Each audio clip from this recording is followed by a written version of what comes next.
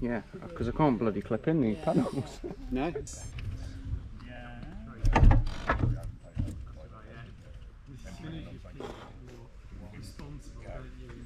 Good one, Chris. 10,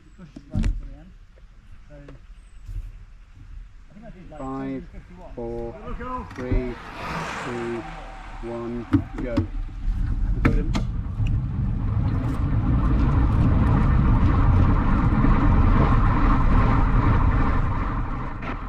Well, despite being held up, I was in the wrong gear.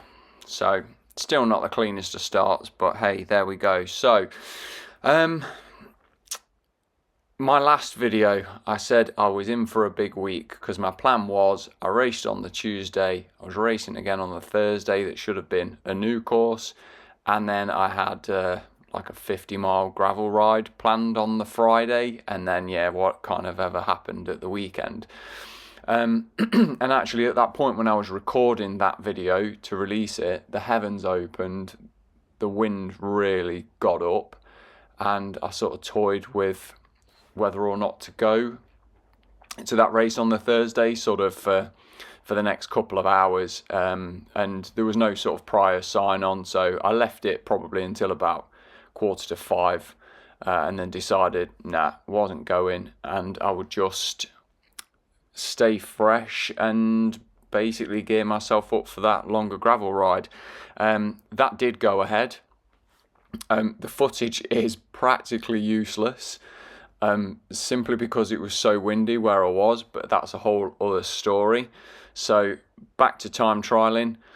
I have at this stage, I think, probably 2 races left now. I was planning on racing again this Thursday. It would have been the exact same course, and yeah, the forecast isn't looking good again, and to be honest, after this effort, it's probably going to be a waste of time anyway.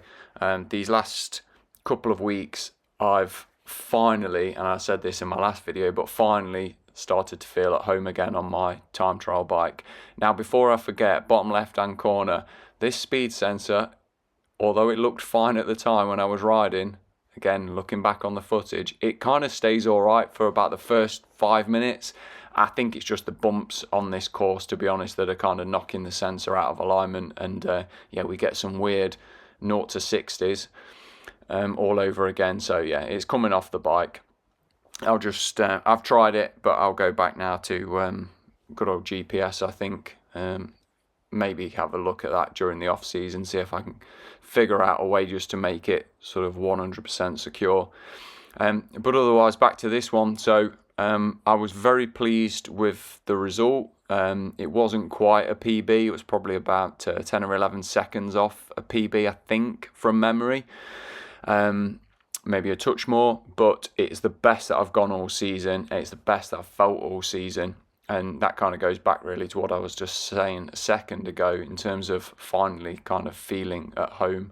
I think I was probably lured into a sort of position of confidence, shall we say, coming off the back of that first season, which was only last year, where I was feeling pretty good. It was pretty much a PB set every single week.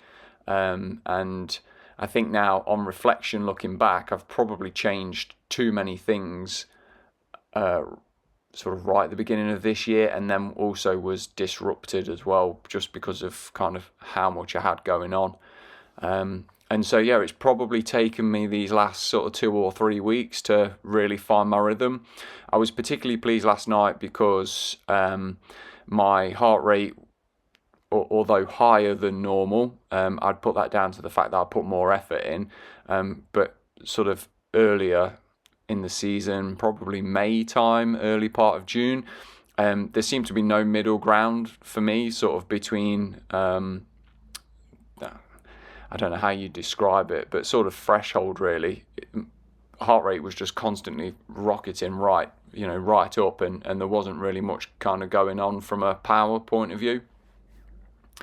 So I was pleased with this in that, yeah, I mean, it was just higher, but at no point did I kind of feel like I was dying at the same time. And I think otherwise I was much smarter with my power as well. So, taking a bit of a breather on some of the downhills while still maintaining, a couple of 100 watts. And then as a result, when I then actually got to the sort of couple of hills that are in this, was able to put out more power. So I think in my last video I touched on I was trying to ride at sort of 4 to 450. If I'm being completely truthful, I didn't really pay that much attention to my Garmin with this one and pretty much paced it on feel. Just kind of went with what I had, and it seemed to have paid dividends. It's a bit of a shame, I suppose, that the season is now coming to an end, because I think had I have had maybe another 4 weeks, then I probably would have PB'd this course and actually beat what I managed to do last year. So and that, if I'm being completely honest and sort of truthful about what my my goals were at the beginning of the season, it was very much that. It was to go faster on this course, just simply because it's a bit of a dog, and really to sort of get in the low 22s would have been going some, but I think, hey, you have to have these targets and you have to have these goals, really. So it will be the same next year, and that will be what I try and do. I'm not going to be messing around with this bike, so I'm going to stick pretty much, at least at this stage, unless something amazing really catches my eye, then I'm going to stick with the same setup and keep it stable. One thing that I will be doing is actually taking some time off, because I really didn't do that in the back half of last year. I sort of went from TT season and then just carried on riding, and so much so I even started like a base plan about 6 or 7 weeks out from Christmas, I think it was. I think downtime is sort of now more what I need, and so that is what I do, or will do rather, and flick over more to the sort of gravel scene. So I mean, otherwise this is pretty much is what it is, and appreciate it's very, very similar to the last upload, but considering I knocked more than 20 seconds off of what had been my quickest time this year, there was no way that I was kind of not gonna put this out there for my own diary purposes and something to refer back to, particularly on the run into what will now be next season. There is one last race that I want to do well at. I've raced the course a couple of times this year. I think I only uploaded one of them because my second outing was really poor, to be honest, and the footage was dull as anything, and it would have really just sort of led to me moaning about how badly I'd done, because I think that was where I was at that particular time. Again, full transparency. So that's in a little under a week's time, and I think sort of between now and then I'll probably get one more TT session in, and otherwise just keep the legs turning, keep it light, and go from there, really. The only other thing that I tried to do during this race was sort of back off a bit before the corners, just so that I wasn't having to brake. The idea being, if I could sort of carry a certain speed into the corners, then not have to brake, still being able to take the corner and then just carry a bit of speed through them, which was largely successful, albeit junction on this second lap, so it's probably coming up in about 5 or 6 minutes. There was a car coming, so cost me a couple of seconds, and then had to get back up to speed. But otherwise I'm actually pretty pleased. So for once, not a whinge, not a why didn't I do this, why weren't my legs doing that, etc. It was quite an eventful evening in that there was a flock of sheep, apparently. I missed those, or missed them. That disrupted the start for a couple of riders. I think they sort of got up just out of the start, so within, I don't know, 100 meters, maybe not even that, and the sheep were there, and they thankfully were given opportunity to come back.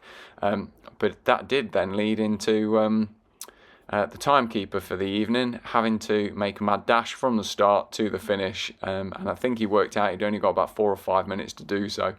So yeah, fair play, he made it, and if it wasn't for the write-up that was then posted on the Facebook group, I'd have been none the wiser. So I think that deserves a special mention, shall we say.